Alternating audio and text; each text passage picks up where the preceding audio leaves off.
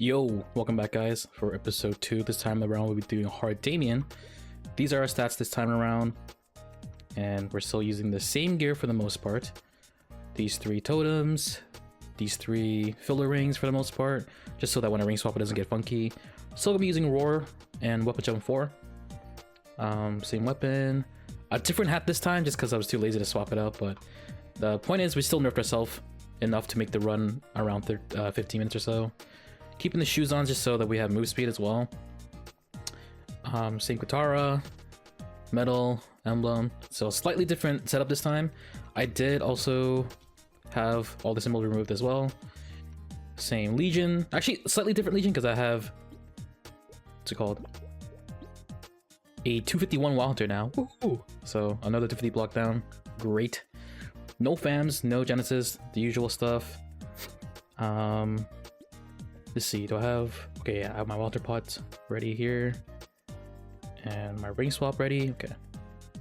And before I begin, let me show you guys the Maple Scouter as well. So we'll be using all these buffs this time around. These are our stats on the left side. Still going to be max, origin, or hexa and all that stuff. And same V matrix setup from the first video. Go next. And... actually, wait. This should be 250 now. Let's see how that changes. It's like slightly better, I think.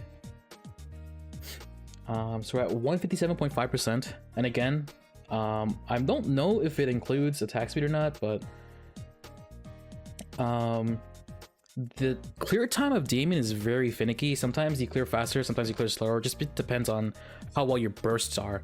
And I want to be talking about that extensively right before we get in here, or as we get in here. Because Damien is going to be running around a lot and getting uptime on him is pretty hard, it's super important that you maximize your 10-second burst window, okay? So you'll see what I mean in a second as we get started in here. I had to mute the cough. All good. Alright, pop this buff, heal up, make sure we have our practice mode buffs selected. We are going to be running all this juicy goodness. I don't think I put the stat pod in, but that's fine. And let's begin. I'll also be doing a live commentary, or live, but like commentary as I'm doing it instead of the other way around in the first video. So let's see how this goes. So number one, it's important to exercise patience, right? I want him to do the meteor move, and I want the sword to be planted somewhere. So I think he's going to be doing it soon, so I'll buff up some of these 1-minute longs. Okay, perfect. So I want the sword to land soon, please, please, please, please. There you go. Buff up. And we're going to be doing a faster burst orientation here. We did not use NATO and Bod before the origin. We're going to be using it during the 10-second bind window instead.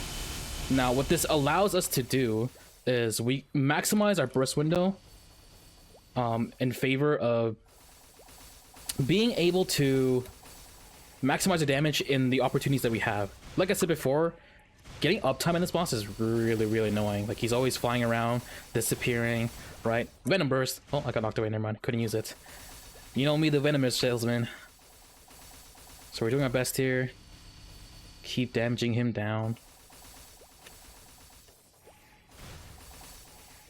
Venom Burst. Oh, I have the wrong damage skin on. Let's use this. And while we have some downtime, let's go ring swap to our weapon jump. Alright. Oh yeah, if you're in dark side, you can just eat these and you'll be fine. Venom Burst while he's gone.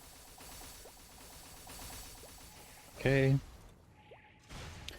Now, you might have... oh, I missed my flashbang. You might have also noticed that I did not use my Urda Nova bind, and I will talk about that very soon, very soon. Perhaps you could get a clue about what's about to go down right now.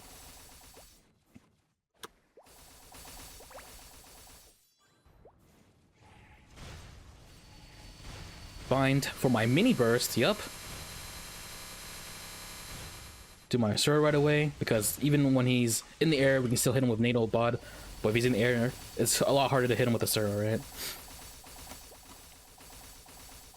Also, we're not going to be using AB Link and Asura off cooldown, as well as Epic Adventurer and Maple Goddess off cooldown either in this fight. Because uptime is like pretty hard. Like, look at this. Like, what am I supposed to do here, right? I'm trying my best to hit him, and it's just not favorable. Sorry for the coughing. Getting a little sick. But nothing I can't handle, of course. Okay, so we should try to cleanse soon. Maybe when the next altar spawns.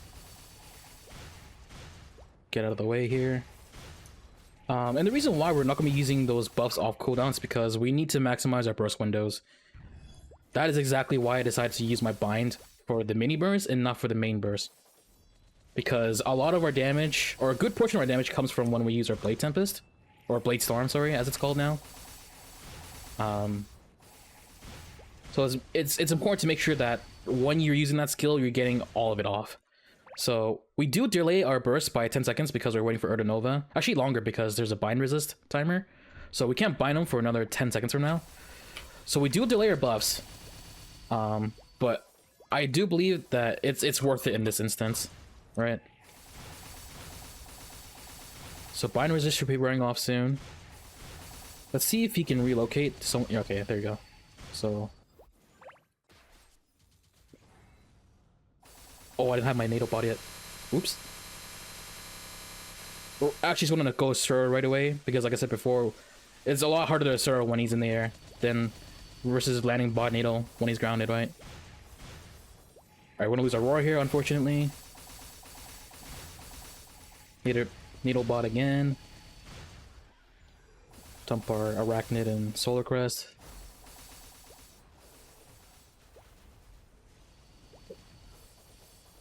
Okay, so we have some downtime.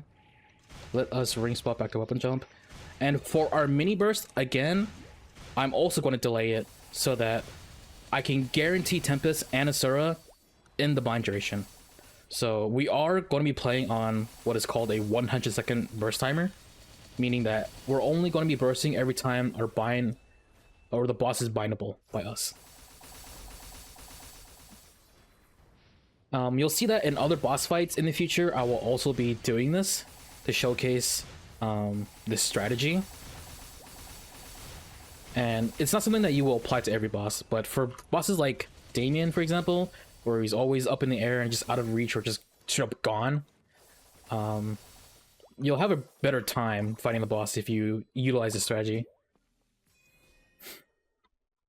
Like, although you sacrifice like your damage efficiency, or like even though you're drifting your cooldown to a point where like Blade Storm is 90-second cooldown, but you're using every 100, like it's worth it in these bosses. It just feels so much better than like being frustrated that you couldn't use it because the boss was in the way, or not out of the way, sorry, not in the way, or up in the air, or whatever it is. Oh, I didn't use my weapon jump. Whoops. Okay, that's not good. I thought I pressed it. Maybe get a cleanse off right here too. Oh wait, what? Oh my, why did it cancel? Did I let go too early? That's probably what happened. I let go too early. Dang it. Okay, well, hopefully we get this cleanse off soon. It's already annoying to deal with one sword. Oh no.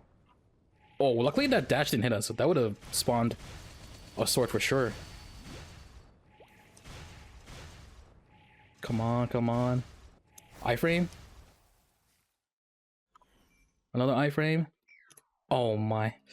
So if you iframe, you can like, you know, delay the inevitable. But we spawned another sword. Oops. Okay, so fortunately though, this next burst, we probably, let's see, 54% HP. It's pretty healthy. We're probably going to need another mini burst, but I'll judge. I'll be the judge of that.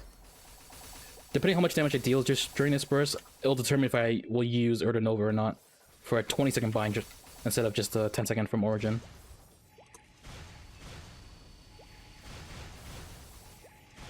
Oh yeah, someone asked before, like, oh, what is Fountain? What are you talking about? Fountain is this skill, Decent Holy Fountain. It's in your V Matrix. If you summon it and you press up on it, it heals you. So if you have that for Lotus, it's like super free. Very free boss. bait the sword here. Oh, it disappeared. So I want him to come down.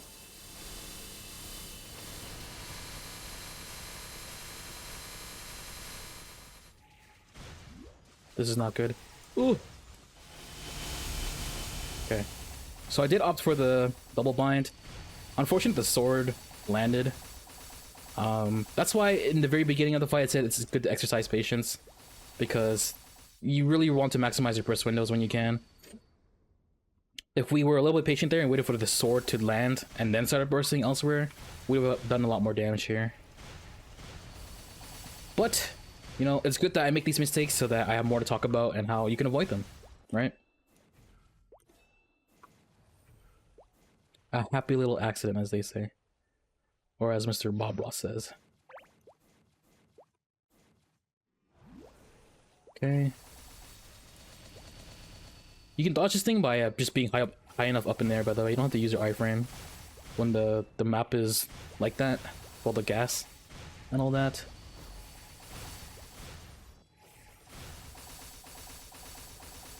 Okay, since he is going to be pretty low, when his HP reaches 30%, that's when he will phase into phase 2.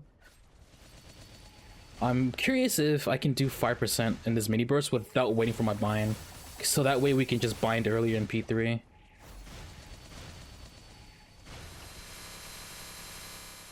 Okay, unfortunate that he's doing this right now, but we gotta use the tummy tech.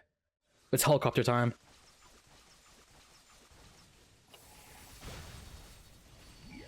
Oops. Now you might be wondering, oh, why didn't I do that early in the fight? Mainly because it's just like a really funny gimmick, and you're not always going to be able to use it. And it's not that it's hard to do, but not everyone's interested in doing that, you know? But if you are interested in doing that, all I did was just open up the skill window. I up jumped, held blink, and then I double clicked on Asura. And that was how I was able to remain afloat while spinning in the air like that. If you were to utilize that every single time, I could see a world where using Asura and an AB link off cooldown would be better in this fight. But if you're not going to be doing that, then, you know, just been doing what I've been doing, which is just use it every 90 instead.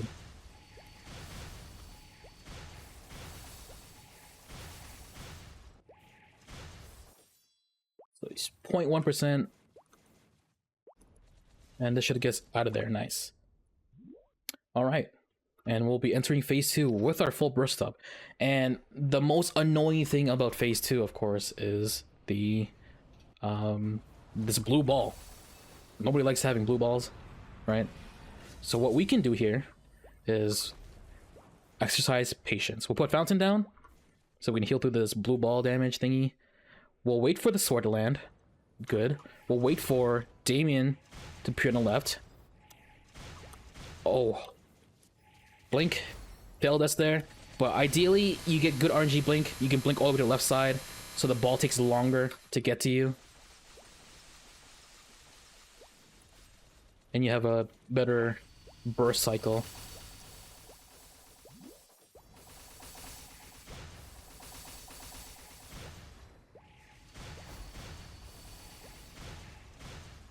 And that's all we're going to be able to do for now. And this is why this boss fight's miserable for a lot of classes, not just Dual Blade. And getting uptime against this boss is really, really annoying. Because, I mean, it's already hard enough to deal damage to Lotus, or not Lotus, sorry, Damien. When he's up in the air like that, disappearing, dashing left and right. There's all this map hazards coming on. But the blue ball, if you didn't know, while you are affected by its presence, so while you're near it, or it's like on top of you, you deal significantly less damage. Not only that, but you're healing less too. So it's already hard enough as it is to deal damage in this boss fight, but now that you have this thing that reduces your damage when you can deal damage, it's just awful. Oh, we should really look to cleanse soon. 6 seconds, 5 seconds, 4 seconds. I think we're spawning another sword again. Actually, could I... Did that work out? Okay, never mind. I think what I should have done there is if you die. Hold up.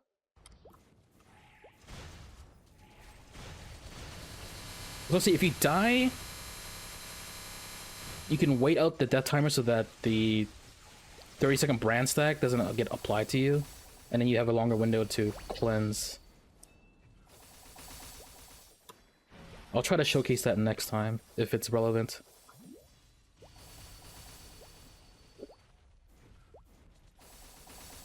Duck that.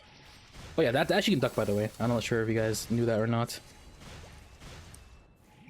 Oh, and we're dead again. Now, normally, I feel like most people would be panicking. Oh no, I have 4 lives left, but remember, don't panic. You only make things worse. Remain calm, right? You still have 4 more lives. Lives are a resource. We can put down Fountain to heal, right? All right, and our next burst is going to be happening in, I guess, 35 seconds, because I want to wait for a double bind here. I want to make sure that I have the best possible burst segment here. So our cooldowns are going to be drifting a little bit, but that's just what you got to do in this fight. 15 seconds till bind timer resist goes away, and let's try to get a cleanse off here. All right, and hopefully we get good RNG on Blink this time.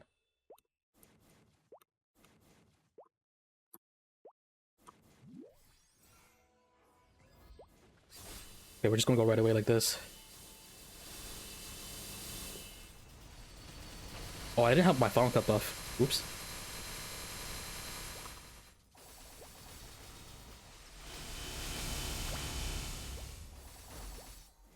These pesky blue balls, man. As you can see, my B's turn into M's when I get near them, right? Oh, you can will that, by the way. When he does, like, the screen whatever thing. If you react in time, you can will it. If you are a thief class, you can also dark side it. I choose to just will instead when I notice it, because I feel like, I don't know, it's more responsive if I will it instead of trying to enter dark side in time.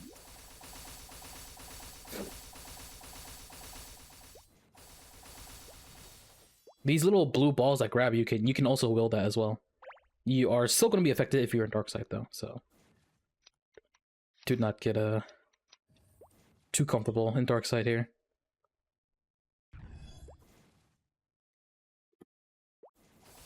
Okay, so there's 3.7% HP left. Oh, we got hit by the dash. There's 3 balls now.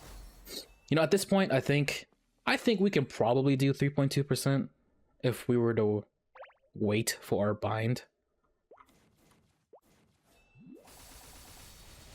But maybe we're just gamers. Oh, I'm going to summon a sword now. Maybe, wait, I'm going to die here. Die? This stack is going to go off while we're dead. And now we try to cleanse. Oh, it expired. Oh, okay, but now we got 14 seconds. Uh-oh. Come on now. Alright, screw it. Don't need to cleanse if we just get out, right?